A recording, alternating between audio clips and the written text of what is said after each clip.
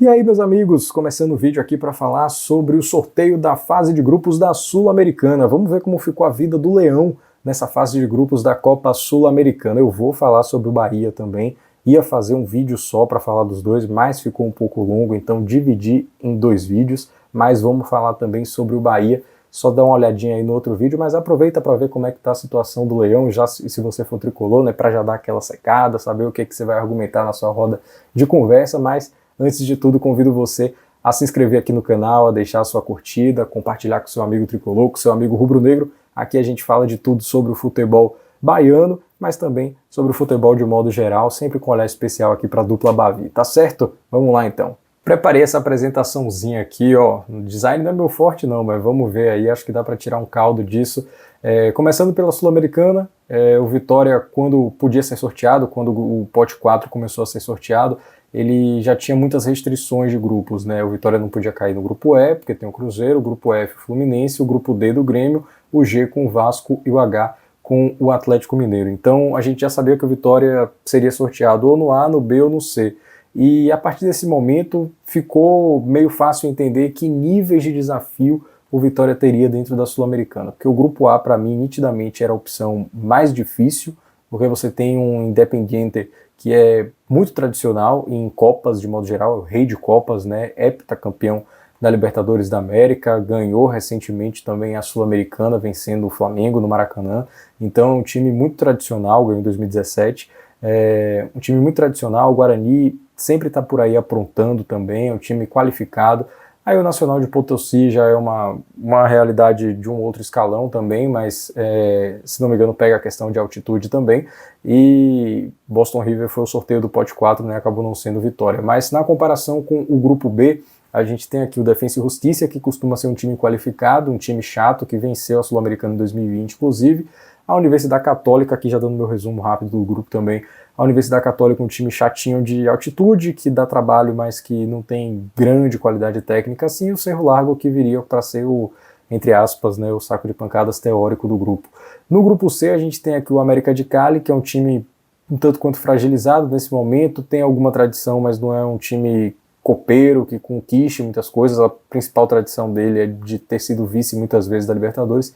O Huracan, que é um time médio da Argentina, e o Racing aqui do Uruguai, que também não é um time de se espantar. Então, na minha opinião, era uma nítida escadinha. O grupo A era o mais forte, o grupo B era o médio, e o grupo C era a opção mais acessível para o Vitória, né? E o Vitória acabou caindo, na minha opinião, no meio do caminho, né, com esse grupo B com o Defensa, a Universidade Católica do Equador, não é do Chile, e o Cerro Largo do Uruguai. Então vamos aproveitar agora para ver um pouquinho, destrinchar um pouquinho cada um desses três times aqui. Na minha opinião, o sorteio para o Vitória é um sorteio viável, um sorteio que permite ao Vitória sonhar com a classificação, lembrando que temos um formato um pouco diferente, né, quando a gente fala de classificação para a próxima fase da Sul-Americana, porque o primeiro colocado ele vai diretamente para as oitavas, mas o segundo colocado ainda enfrenta uma repescagem contra um terceiro colocado de grupo da Libertadores.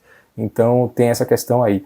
E por isso é muito importante você ser o líder da sua chave, né? E para isso acho que o Vitória tem que bater o Defensa e Justiça, que talvez seja a principal força do grupo, mas vou mostrar para vocês que isso não é tão difícil quanto parece. A Universidade Católica também é um time chato e eu acho que são esses três, junto com o Vitória, que vão brigar por essas duas vagas de classificação para as oitavas de final. Seguindo aqui com o nosso improvisadíssimo slide, vamos falar agora sobre a equipe do Defensa e Justiça, né? O Defensa, equipe argentina, que vem ganhando espaço nos últimos anos, né? Como eu pontuei aqui, inclusive, foi campeão da Sul-Americana em 2020, chegou a ganhar a Recopa contra o Palmeiras no ano seguinte também, importante pontuar. Já teve alguns embates contra brasileiros na própria Sul-Americana, eliminou o São Paulo em 2017, eliminou também o Bahia. Então é um time que em alguns momentos, foi em 2020 inclusive que eliminou o Bahia, em alguns momentos já enfrentou equipes aqui do nosso país.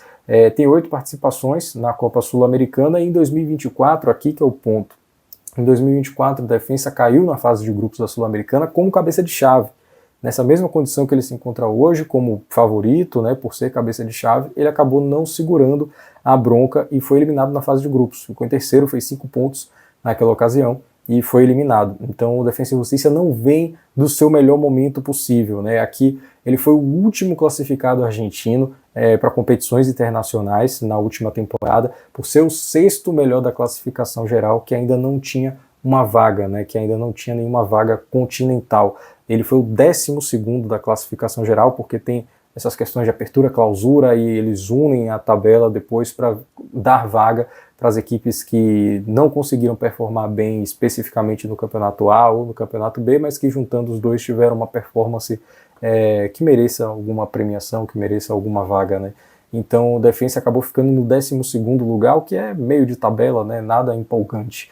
Nesse momento o Defensa e Justiça também não faz uma grande campanha, mas tem aí 6 vitórias, 2 empates e 3 derrotas em 2025, então 11 jogos com 6 vitórias, né, e 5 tropeços. É o 7º colocado de 15 equipes no seu grupo do Apertura, né? Então tá ali também, de novo, no meio da tabela. Não é um grande time para você se assustar, não é o Defensa de 2020, é um time que passa por um momento de oscilação, um time que hoje aparece como uma força média da Argentina, mas, na minha opinião, nunca dá para deixar para trás o futebol argentino nas competições internacionais, né? Ainda mais por contexto do Vitória, que hoje vem de pote 4, voltando a essa realidade de competições internacionais. Para ficar de olho, esse garotinho aqui, Gaston Togni, que é o artilheiro do time na temporada. O Defensa não tem nenhum grande craque nesse momento para a gente citar, mas é o artilheiro do time na temporada, então deixei aqui como um ficar de olho. O estádio deles, o Norberto Tomayielo, tem 18 mil pessoas, 18 mil de capacidade, né? Dá para fazer aquele caldeirãozinho, mas o Barradão a gente já imagina que tenha muito mais força e possa colocar muito mais pressão do que o Norberto Tomayielo, com todo respeito aí, mas acredito que não vai ser um grande problema para o Vitória, que está acostumado a jogar no estádio Manuel Barradas. Seguindo aqui, a gente tem a Universidade Católica do Equador, o genérico, né, que a gente se acostumou tanto a ver a Universidade Católica do Chile, dessa vez a Universidade Católica do Equador, que é um time com 9 participações na Copa Sul-Americana, mas nunca passou das oitavas, né? Então não tem tradição, não é um time copeiro, não é um time que briga por títulos, e no ano passado ele caiu na repescagem, mas vale pontuar que deu trabalho para o Cruzeiro.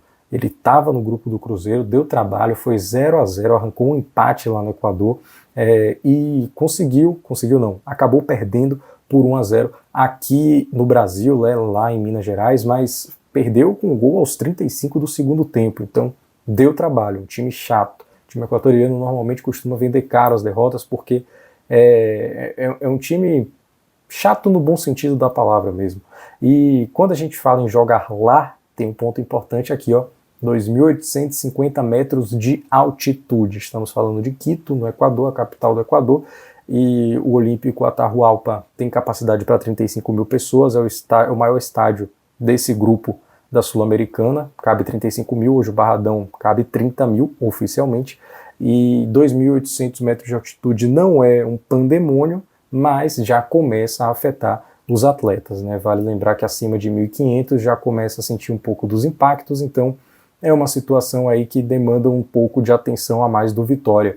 Nesse momento, a Universidade Católica do Equador vem de 2 vitórias e 4 empates em 2025, então um desempenho bem meieiro, para não dizer ruim, né, porque são muitos empates, se classificou inclusive para a fase de grupos empatando e vencendo nos pênaltis. O Alcas não conseguiu ganhar da equipe, né, porque tem um playoff anterior para as equipes que não são brasileiras nem argentinas. A Universidade Católica passou por isso e se classificou, mas hoje é o 3º colocado do campeonato equatoriano. O Universidade Católica se classificou para essa Sul-Americana por ser o melhor equatoriano da classificação geral lá da Liga Equatoriana, que ainda não tinha vaga. Ele ficou em 4º lugar no campeonato nacional. Seguindo aqui, a gente tem o Cerro Largo, ou melhor, voltando rapidinho, ficar de olho no John Chancellor, que é este rapazinho aqui, barbudo, gostei da barba dele, que jogou no Coritiba, zagueiro do Coritiba há poucos anos.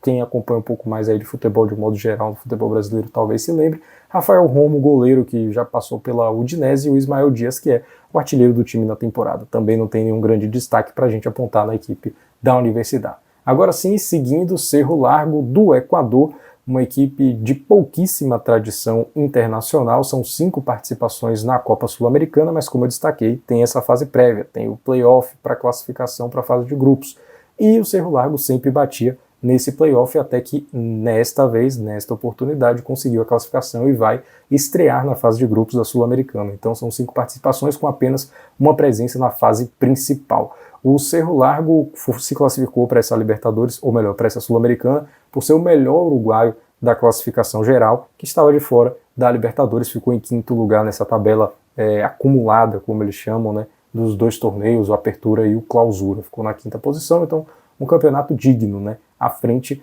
ou melhor, atrás do Boston River. Então vamos ver aí o que diz o técnico Thiago Carpini sobre a qualidade dele em comparação ao Náutico, né? Vamos ver, que fala desnecessária, né, do treinador.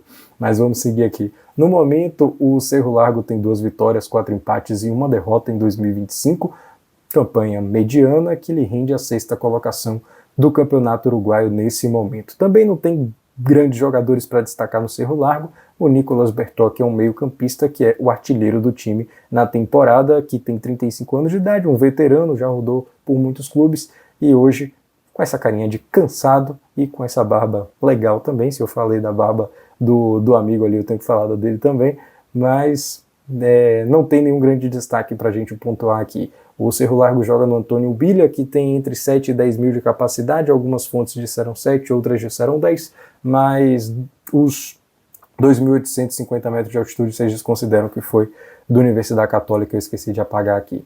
Mas vale pontuar que é uma viagem que pode ser um pouco desgastante, porque a gente está falando de uma região a noroeste, ou melhor, a nordeste de Montevideo. Não é um grande centro, então o Vitória vai ter que ver como vai operar essa viagem até Melo, que é a cidade do Cerro Largo, né? Uma viagem que pode ter aí parada de voo, depois ônibus, que dá aquela complicada no itinerário, né? Mas vamos ver como é que Fábio Mota e a direção rubro-negra vão se virar quanto a isso. E falando em calendário, vamos justamente para esse ponto que eu acho que muito torcedor está interessado em saber como fica a vida do Leão. O Vitória já contando aí o primeiro jogo anterior à Sul-Americana e o primeiro jogo depois da fase de grupos, para a gente ter um olhar geral nisso tudo. Dia 29, essas datas são todas datas base. Não se apegue totalmente a isso, porque vai mudar. Então, dia 29 de março, o Vitória enfrenta o Juventude fora de casa pelo Brasileirão, primeira rodada. Dia 1º tem a Universidade Católica do Equador no Barradão, Flamengo no Barradão também no dia 6 pelo Brasileirão, e aí viaja para a Argentina para pegar o Defensa pela segunda rodada da Sula. Depois, Atlético Mineiro fora, Fortaleza no Barradão, Fluminense fora e volta para o Barradão para receber o Cerro Largo. Depois segue no Barradão, importante essas dobradinhas em casa, né, nesse momento decisivo, né, de primeira fase de Sul-Americano, Vitória querendo uma classificação, importante as dobradinhas, então Vitória pega o Cerro em casa, depois o Grêmio em casa mais uma vez, tem uma viagem curta depois para o Ceará, para enfrentar a equipe do Ceará, e continua no Barradão, volta para o Barradão, melhor dizendo, para pegar o Defensa num jogo importantíssimo aí pela Sula, segue no Barradão, aí você vê uma sequência legal dentro de casa, ou próximo disso, né? São 5 jogos, 4 no Barradão e 1 no Ceará, uma viagem próxima, e pega o Vasco no Barradão aqui nessa rodada, logo antes de enfrentar o Cerro lá no Uruguai, que, como eu comentei, é uma viagem com um pouquinho mais de complicação aí para o Vitória. Depois tem Bavi, essa é uma sequência complicada para o Vitória pelo nível técnico, porque você tem o Cerro Largo fora de casa, que é um jogo importante, o Vitória vai precisar trazer 3 pontos se quiser a classificação, porque é um time fragilizado do Cerro, só que depois você tem um Bavi fora de casa, na casa do adversário, por mais que seja em Salvador, mas fora de casa. Depois o Santos, que ainda terá Neymar nessa altura do campeonato, o Santos de Neymar no Barradão, na sequência, fora de casa, na altitude, Universidade Católica do Equador, e depois Corinthians fora de casa na Neoquímica Arena. Então é uma sequência aqui de 5 jogos que são bem desgastantes no sentido técnico e no sentido psicológico, porque contra o Cerro é fundamental fazer os 3 pontos, contra a Universidade Católica também é fundamental conseguir pontuar pelo menos, né, um jogo como esse, porque acredito que a briga principal pode ser entre os dois por uma vaga direta para as oitavas, quem sabe, e então Vitória vai precisar equilibrar muito bem, saber utilizar muito bem o seu elenco nesse momento, para não se complicar nessa Copa Sul-Americana. Então eu aproveito e agradeço a participação de você que ficou até aqui, para a gente falar um pouquinho desse grupo do Vitória. Espero que você tenha curtido um pouco dessas informações. Acho que dentro das possibilidades o Vitória ficou num grupo acessível, dá para sonhar dá para brigar por uma vaga, pelo menos na repescagem aí, de olho numa pré-oitavas de final, mas vamos ver o que acontece com a bola rolando, porque o calendário, como a gente viu, não é simples, não é fácil, então o Vitória vai precisar mostrar futebol, coisa que não vem acontecendo nos últimos jogos. Mas é isso, meus amigos, obrigado pela participação de todos. Mais uma vez convido vocês a se inscreverem aqui no canal, deixar sua curtida, compartilhar com seu amigo tricolor, com seu amigo rubro-negro também. Aqui a gente fala de tudo, sempre com um olhar especial aqui para o futebol baiano. Valeu, um abraço, tchau, tchau.